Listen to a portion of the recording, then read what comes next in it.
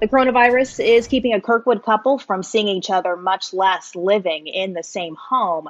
She recently had a kidney transplant, and he's recovered from COVID-19, but can't ensure that his wife can move home. News 4's Russell Kinsall spoke with the couple about their unique challenges. Well, Samantha, right now, according to CDC guidelines, David Starr is not contagious for the coronavirus. But his longtime girlfriend doesn't want to risk her life on the CDC saying, well, they're pretty sure. During a pandemic caused by a brand new virus, it is really hard to get definitive answers for somebody who recently had a kidney transplant.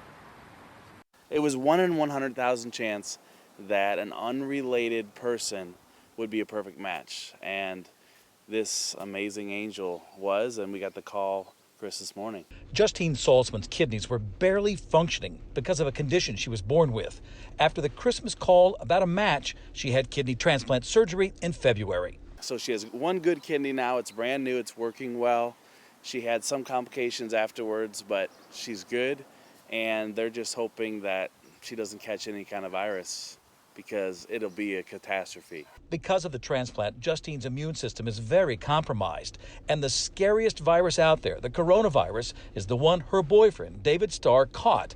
It landed him in the hospital for a few days. I guess it was March 8th or 9th is when I became incredibly ill. I had waited 8 days of just incredible severe symptoms, and then I had to go in. David's back home and feeling much better. It's been weeks since he's been contagious, according to the CDC.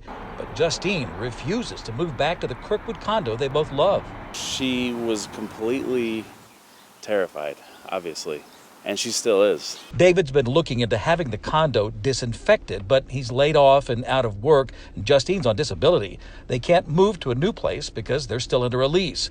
They've started a GoFundMe account to get help while they try to get a doctor to give them some definitive advice. None of the doctors can tell me. My primary, my ER doctors, ICU doctors, none of them can tell me exactly when we can reconnect. So it's very disheartening.